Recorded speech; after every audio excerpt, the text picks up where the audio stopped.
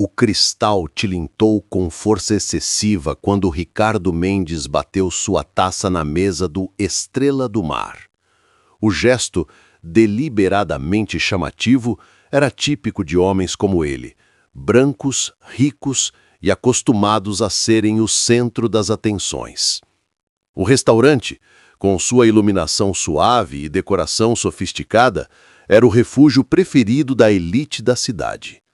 Um lugar onde o dinheiro comprava não apenas comida refinada, mas também o direito implícito de tratar os funcionários como seres inferiores. "Este vinho está quente demais!" vociferou, erguendo a taça como se segurasse algo repugnante. "Quem foi o incompetente que serviu isso?" Carlos Silva, 45 anos, pele negra e cabelos já grisalhos nas têmporas, manteve a expressão neutra que aprendera a usar como escudo. Era uma máscara necessária neste país, onde a cor de sua pele frequentemente falava mais alto que suas qualificações. Aproximou-se da mesa com a postura ereta que não abandonara desde seus tempos de médico, uma dignidade que nem os piores momentos conseguiram arrancar dele. Enquanto recolhia a garrafa rejeitada, Carlos sentiu o peso dos olhares. Não apenas de Ricardo, mas de seus 4 acompanhantes. Todos homens brancos, todos vestindo ternos caros, todos compartilhando aquela mesma expressão de superioridade que ele conhecia tão bem. Era o olhar que dizia sem palavras: "Você não pertence ao mesmo mundo que nós." O comentário maldoso veio como era de se esperar. "Esses restaurantes estão contratando qualquer um hoje em dia?" disse um dos homens, autossuficiente para que Carlos ouvisse enquanto se afastava. "É o que acontece quando as cotas chegam ao mercado de trabalho", respondeu outro, provocando risadas. Aquelas palavras, carregadas de preconceito, não eram novidade para Carlos. Em seus 2 anos como garçom, após ter sua carreira médica destruída, ele colecionava insultos semelhantes.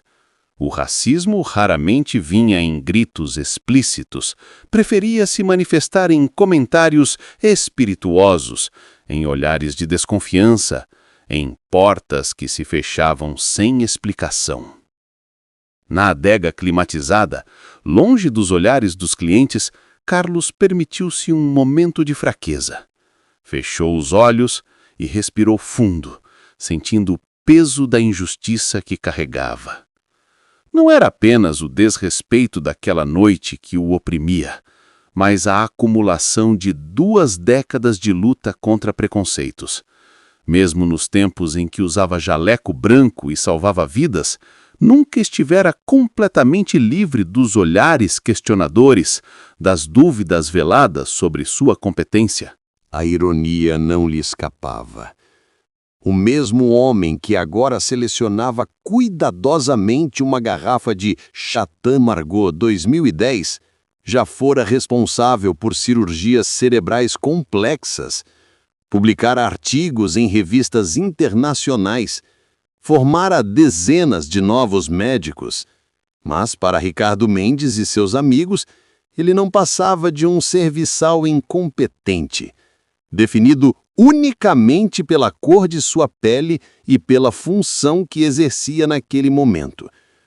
Quando retornou à mesa com a nova garrafa, Carlos executou o ritual de apresentação do vinho com a mesma precisão que outrora dedicara às suas cirurgias. Seus movimentos eram elegantes e seguros, um testemunho silencioso de uma dignidade que transcendia seu uniforme. Ricardo nem se deu ao trabalho de agradecer. Provou o vinho com afetação exagerada, como se fosse um grande conhecedor, e fez um gesto displicente de aprovação. Para ele, aquele pequeno poder, o de aceitar ou rejeitar o trabalho de outro homem, era um direito natural concedido por seu status social. O que se seguiu foi ainda mais degradante. Com a língua solta pelo álcool e encorajado pela audiência de amigos igualmente privilegiados, Ricardo começou a filosofar sobre as desigualdades sociais. Não como alguém que busca entendê-las ou combatê-las, mas como quem as considera parte natural da ordem das coisas. Algumas pessoas simplesmente não conseguem evoluir na vida, declarou, em voz alta o suficiente para que as mesas vizinhas ouvissem. Nascem para servir, não é mesmo? Seus olhos pousaram em Carlos com aquela mistura peculiar de desdém e curiosidade, como se observasse um espécime exótico. Veja este homem, por exemplo, 40 e poucos anos e ainda carregando bandejas. Faltou esforço ou capacidade? O restaurante silenciou. Mesmo naquele ambiente exclusivo, onde a riqueza frequentemente servia de desculpa para a grosseria, aquele tipo de provocação gratuita ultrapassava os limites do aceitável. Alguns clientes baixaram os olhos, constrangidos. Outros observavam a cena com mórbida curiosidade.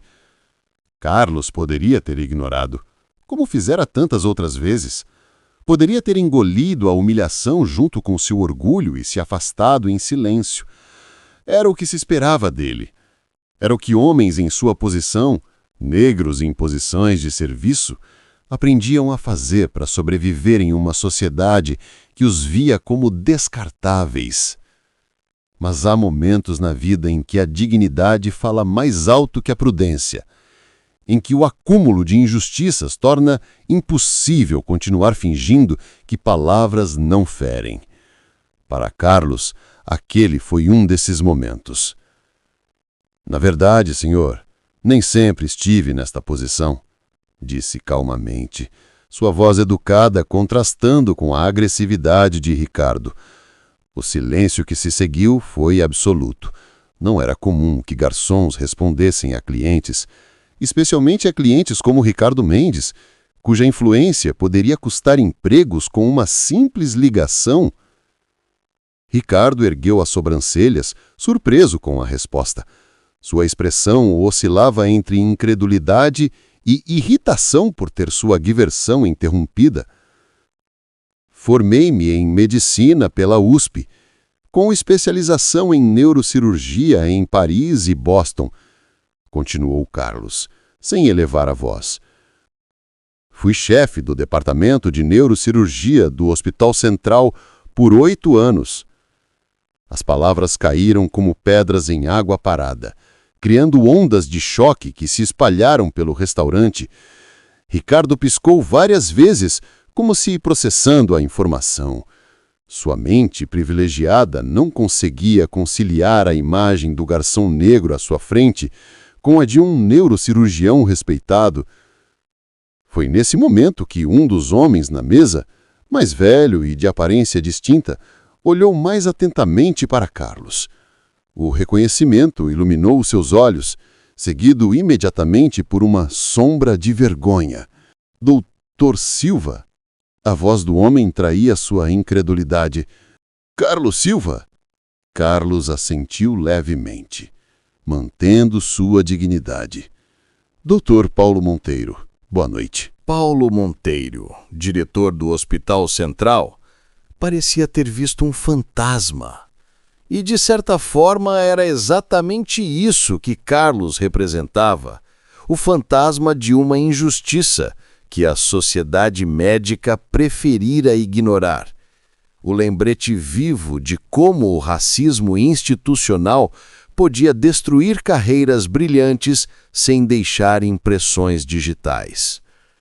O que se seguiu foi uma revelação que deixou a mesa de Ricardo em choque.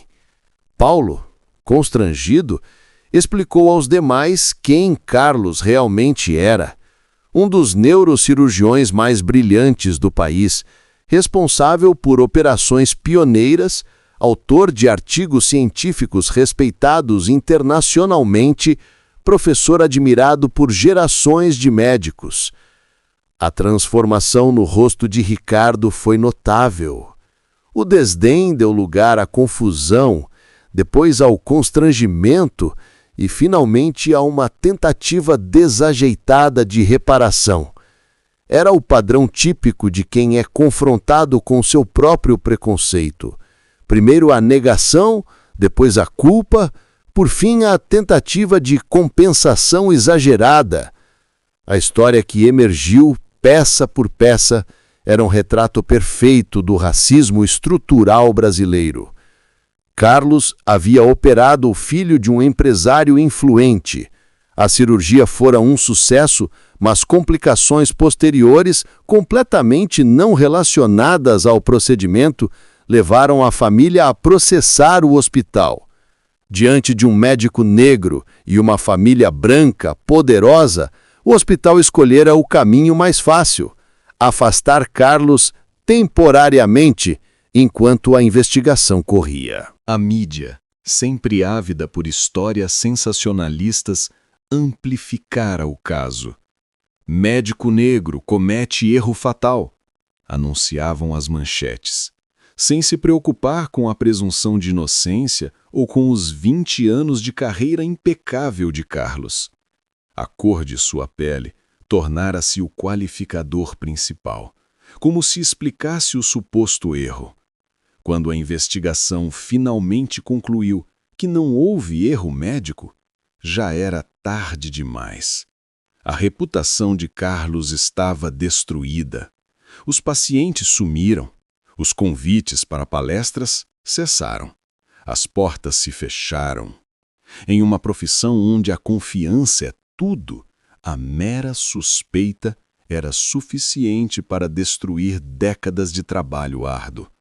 E assim, um dos neurocirurgiões mais talentosos do país tornara-se garçom no Estrela do Mar, servindo vinho para homens que o consideravam inferior pela cor de sua pele ou pelo uniforme que vestia. Era a face cruel de um país que ainda não aprendera a valorizar seus talentos independentemente da raça. O silêncio que se seguiu à revelação era ensurdecedor. Ricardo, completamente desarmado, tentou se recompor. Ofereceu desculpas, cartões de visitas, promessas de ajuda legal. Mas suas palavras soavam vazias, motivadas mais pela vergonha pública do que por genuíno arrependimento. Paulo Monteiro, por sua vez, estendeu a Carlos um convite para retornar ao hospital. Falou sobre reestruturação do departamento, necessidade de talentos, oportunidades, mas não conseguiu responder quando Carlos perguntou, com calma devastadora, onde estivera esse convite nos últimos 2 anos. O silêncio de Paulo era a confissão de uma cumplicidade que nenhuma palavra poderia apagar. A verdade incômoda pairava sobre todos.